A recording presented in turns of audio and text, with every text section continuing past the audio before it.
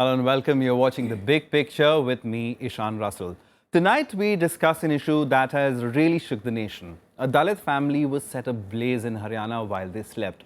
That family lost a 3-year-old son and a 9-month-old daughter. The mother is still battling for her life, and the father doesn't know whom to turn to.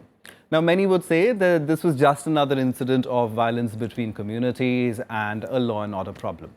But no, we cannot just dismiss it like that. We need to ask the larger questions of what has happened to amity between communities, what has changed in that, and how can we lose ourselves so easily in our identities of caste and religion that we forget being a human first. The usual politics and the blame game continues over the incident, but tonight I would request all my panelists to rise above the rhetoric as we examine this incident threadbare. Tonight, I'm joined by Professor Anand Kumar. He is the president of the Indian Sociological Society. We're also joined by Maxwell Pereira, former Joint Commissioner of Police in Delhi. Ashok Bharti, Chairman, National Conference of the National Confederation of Dalit Organizations, is here with us in the studio. And Gopal Krishna Agarwal, a National Executive Member of the BJP, joins us as well. Mr. Bharti, I'll start with you. I'll give you the opening remarks. As far as this particular incident is concerned, as I just said, this is not just any other incident. I mean, this has been simmering for some time now. It's come to the fore in such a sad way, but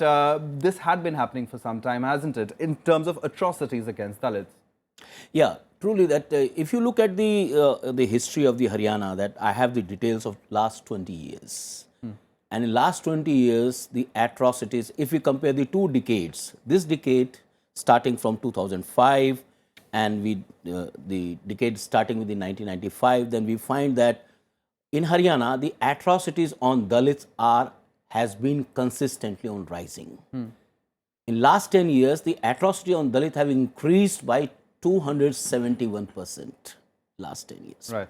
And if I tell you that the murders... And this despite the fact that a lot of legislation has happened, a lot of awareness has happened as far as the divide between communities goes. So why is that? So what do you think is the reason behind this? Well, the reason is that, you know, that what has happened, that the psyche of Dalits is changing.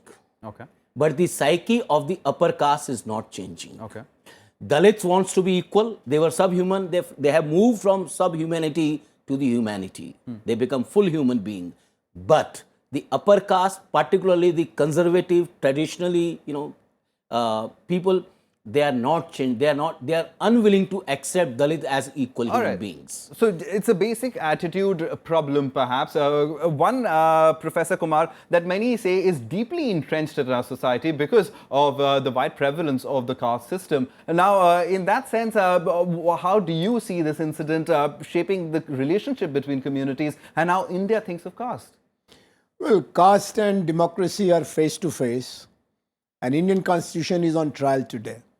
It is one of those constitutions which promised justice, social, economic and political, and that gave an understanding through affirmative action that future belongs to us. If we were denied a place of dignity in the past, doesn't matter, let us move on and the country will be rallying behind us. In a way, country did, but there are communities and pockets who are showing regressive trends. Haryana has become a tragic conjunction of anti-Dalit, anti-woman and anti-minority tendencies. This requires special attention.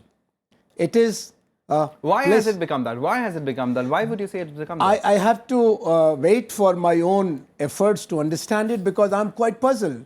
I have taught in Delhi for 30 years. I'm in the neighborhood of Haryana, and Haryana seems to be another world in terms of social attitudes as well as structural realities. All right. Haryana has been moving between 2 dominant castes or same dominant caste divided in between Congress and a regional party. It is an area which was gainer of political engineering. It got its state identity. Then it was an area which was gainer of green revolution. Again, information technology revolution. So in terms of gains, Haryana has been a success story. But democratic dividends are missing. And this is something where politics of Haryana has to be interrogated. Why politics of Haryana is a zone of big conspiracy against gender justice, social justice, and of course secularism. All right, and let's also remember that over a quarter of the population in Haryana are Dalits. Maxwell Pereira, coming across to you, sir. As far as you've been somebody who's written about growing intolerance across the country, and the fact that amity between communities is something that is not that is playing out in its worst form over here. But simmering often has been the case as far as that amity between communities go. In India, it's very fragile, and as somebody who's overseen that, do you see that this is a continuum, and just because of attention, media attention, as often people are saying now, that this issue is getting highlighted, or does it point to a larger problem? India is a diverse community. You know, it is of diverse ethnic people, and especially the communal aspect has been causing tension or causing worry over this country, in this country, over the last many decades. Now, that having said, the law and order machinery has always risen above these partisan tendencies that conflagrate or cause conflicting situations within society, and they rise to the occasion all the time. The law and order machinery, especially the police wing, has always been they're ready to tackle whatever problem that comes up. All right. That having said, yeah, I just wanted to come in over there as far as the police is concerned. That can really, control these kind of things. All right, but over here in this particular case, Mr. Pereira, as far as the police is concerned, there was severe... One second, can I finish? All right, sure. Yeah. Yeah, all that I'm trying to say is that the society, the police has also to play its role, and the leaders in the society have a greater responsibility, because they are the voice and they control the voice of the people. They control the pulse of the people, and any kind of vitiating this environment, the atmosphere that is prevailing in the country, this is a major factor that plays a big role in maintaining communal harmony or controlling any conflagration.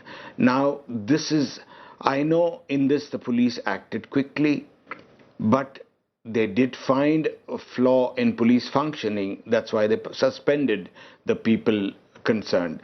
Now, these lapses occur, they are not condonable, they should not occur, and this is something that should be emphasized again and again. And I'm glad the police acted immediately, but suspension is definitely, as is being voiced again and again, is definitely not only the answer. There should have been adequate checks and balances to ensure where there was communal tension, where there was discord between these two communities, where there was history of violation, of conflict, right, and there have been incidents again and again, and there was very much reason for vigilance to have been exercised. And I think the police themselves have seen reason to find fault with its own functioning, and rightly the state government has recommended a CBI inquiry. That is fine, but I come back to that point that I made about the environment. Unless and until the society responds with a right kind of environment, and societal leaders contribute in this respect, without that, no control, no police can control. And this is where I think we are really, I'm constrained to talk about the encouragement that the rabid fundamental elements in this country are getting. And that is the sad part of it. There is a growing tendency. The leaders are silent. They don't open their mouth. They don't really. Now, I was watching Mr. Jetli saying that yesterday the rabid, what can I say, the loudmouths of the party were pulled up and told to behave themselves, and it's not the party policy. Development is the party policy. But why is this not being done publicly? All right, let's put that question to the representative do we of the believe BJP. the leaders? Right, let's put that question to the representative of the BJP. Gopal Yes, Krishna please Agarwal go is ahead. over here with us. Thank you very much for coming in, Mr. Agarwal. But as a panel is pointing towards the political leadership, I mean, Professor Kumar over here also said, Mr. Maxwell Pereira also is saying that as far as the political leadership, there is something missing. The fact that the leadership can talk about us versus them, there is a fault line that already exists in society, and to reap that for rich political reward is perhaps what's landed us in this situation. Actually, we have to understand that the incident which took place in the Faridabad is highly deplorable, and it is a very sad event. The question is, what we have been seeing into the situations and issues is that we are looking every criminal act or act of failure on the part of police and everything on the basis of religion, caste and other things. We have to differentiate between which are criminal activities, and then once decide that, and which are because Mr. of Agarwal, are you trying to say that there was no reason, there was no provocation of any sort in terms of a community, in terms of the empowerment that they feel? That there was no provocation of any sort, that there was, it was all fine and it was just a random criminal incident?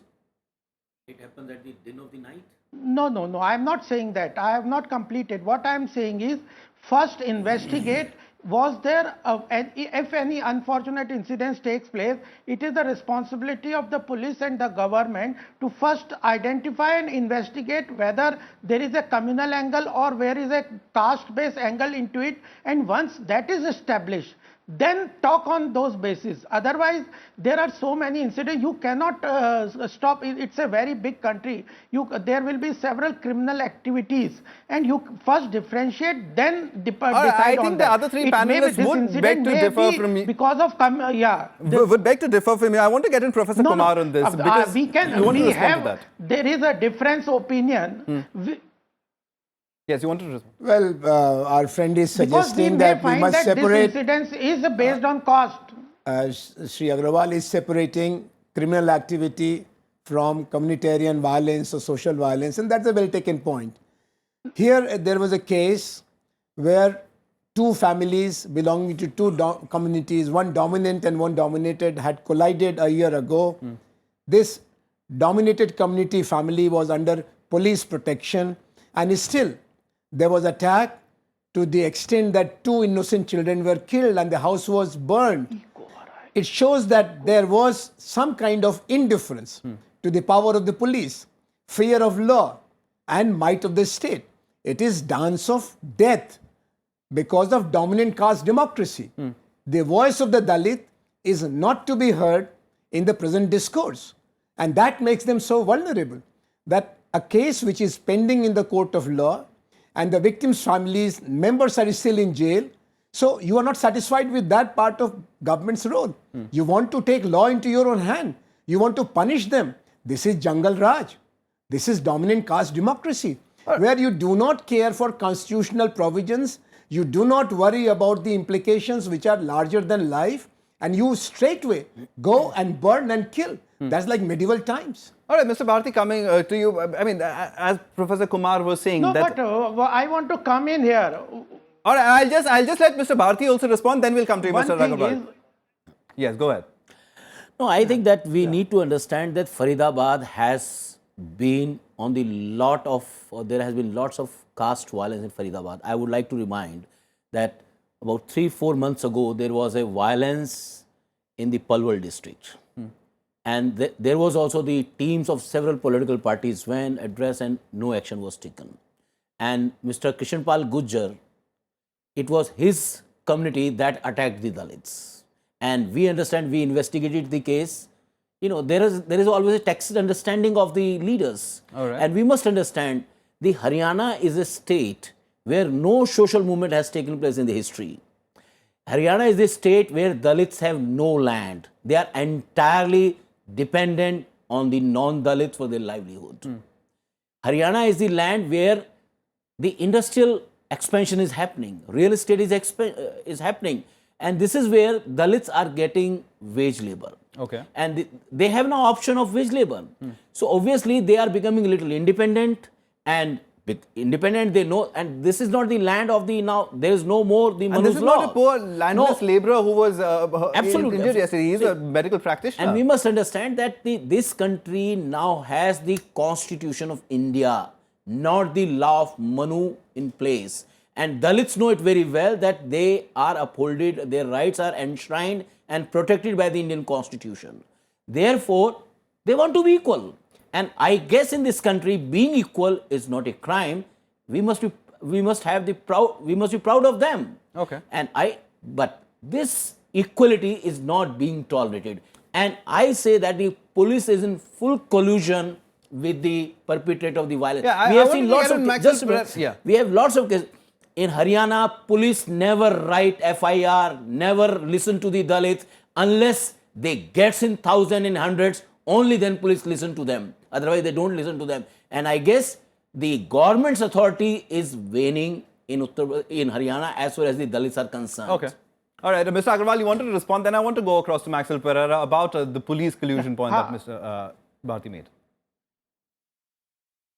But I just want to come in just a small comment, because the victim being a Dalit doesn't give a proof that the Dalit are being suppressed. One thing I want to make sure that this line of thinking is wrong on the part of many people. But I understand that 270% increase in violence against the Dalits. Therefore, the police have been suspended. Yeah. No, but this is repercussion. This is a chain of event. You not earlier upper caste people were killed. So I am not saying this is definitely a class struggle is there, economic struggle is there, but that doesn't mean that a particular community is being suppressed because the victim is of belonging to a particular community. We have full sympathy with the Dalit community, those with the families of the people who have been suffering from this incident, and they should need a protection. Police, which was their protection was given, the police has been failing in their duty. They should be punished. The family has been properly compensated. CPI inquiry has been resorted to. So actually we should think, if we are having a clear-cut, impartial incidents analysis, then we should think that there is a criminality involved in the whole incidents. There is a lacking of police duties, that all these aspects, there was incidents which took place last year also. So all these incidents point to a larger picture behind the scene also. That these should be considered, then only consider that a particular, it's an atrocities against the Dalits, it's a particular community is being suppressed. This is not the way of going into the analyzing it in a wrong way and creating political mistrust among the communities. This is very bad, because my point only would be that whenever incidents happen, then the political people jump into these situations, and that creates a bigger problem than the actual incidents. I don't want to get into the political leaders and their visits and what they're saying today. I mean, because that's a whole other debate, and we don't have representatives of all political parties to argue that out over here. So I want to stick to the points that we've been talking about. And Maxwell Pereira, coming to you about the collusion of the police, as Mr. Bharti was saying, and as Mr. Agarwal was also saying, that after all, the police force also comes from within society. We know that there aren't that many Dalits in the police force itself. So in that sense, that mismatch of society coming through in police action as well? This is something very sad to hear. One would expect the police to do its duty wherever they are, whichever part of the country they are. We are governed by the same laws, and the same criminal procedure code or the evidence act or the penal code is being followed. So one would expect the same level of performance by the police. And if there are aberrations, if there are local attitudes involved, as is being specifically pointed out by Professor Anand, and especially in a state like Haryana, where I myself live, And I know for a fact, I know that FIRs are not being registered, and it is sad commentary. I mean, there is a lot of stuff that is going on, and one cannot really justify a lot of things that are happening. And All right, but where does the 90% buck of the stop written then, work sir? is done after the fact, and after, yeah, these are things that keep coming up, cropping up, are being talked about. Now, I cannot really, have not investigated these incidents. I have to just speak about the hearsay. But that having said, still, I would like to come back to the fact, why is that licentiousness that is there, that is prevailing? Is there a day that we are not debating or arguing about some violent incident? Was that the case earlier? Why is it today that every day we are on the television channel debating or questioning or asking about things that are happening in one corner of the country, one city or the other? All the time we are debating violence. Why is this happening? And why are people thinking that they can get away with anything today?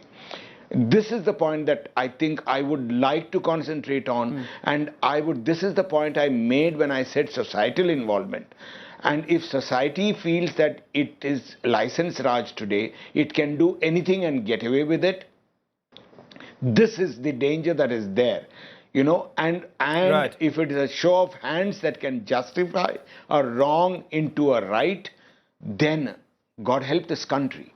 All This right, is what is happening today. All right, final Just because comments. I have a brute majority, am I proving that I'm right? All right, interesting by a point you make brute over there, and that majority, is the larger I cannot question that make a I think white we should wall all be into a focusing black, on. or a black wall into a wall. All right, this is the larger question that Yeah. we should all be focusing on. Final comments, very quickly, we just have about 2 minutes. Mr. Bharti, I'll start with you. As far as this particular incident is concerned, a CBI probe has been ordered and a SIT is also being constituted, if I'm not mistaken. So in that sense, activity has happened post the incident, and hopefully things can come under control. I think that's we must appreciate the government has taken quick action on this, but we must not forget that this is not an isolated event. It's not an isolated incident. There is a huge number. If I could say that compared to the 2013, the number of the murders in 2013 there were 22 murders of the Dalits. Now the number in 2014 was 145. So I guess there is a huge escalation of violence against Dalit, and government must look into this. Chief Minister must look into this, and I guess no government, whether the central government or the state government, can run away from responsibility. We request the Home Minister to invite, because the violence against Dalit, atrocity on Dalit is increasing everywhere. So Home Minister must invite all the Chief Minister and discuss this in thorough detail so that the atrocity on Dalits could be checked with immediate effect. Professor Kumar, final word. Well, when there are community clashes on a sporadic manner, you can understand it. But when there is a coldly calculated, premeditated murder, attack, burning and looting of houses, then you must realize that there is some kind of decline of legitimacy. Fear of law, fear of police is not there, and that's a dangerous notice. If Haryana is really willing to play the constitutional role, they must have a special investigation into the nature of police and people relation, because the dominant castes don't care for the law and order machine these days. Mr. Agarwal, final word. We just have about 20 seconds. We've already run over time, and very quickly, if you could focus on what Maxwell Pereira was saying. Yeah. Yes.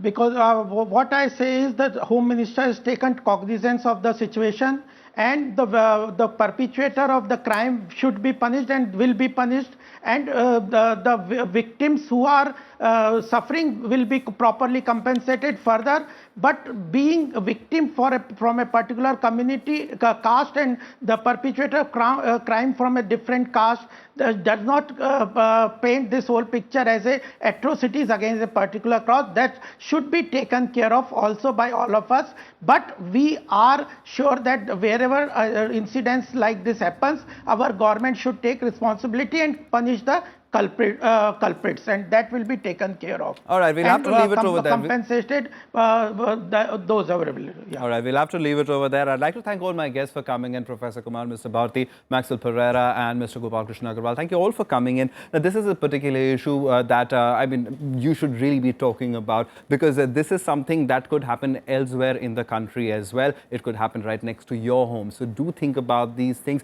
because, I mean, violence against one community or one individual could turn into anybody else. An eye for an eye will leave the whole world blind. That's what Mahatma Gandhi said. I'll leave you with those thoughts. Thanks for watching The Big Picture.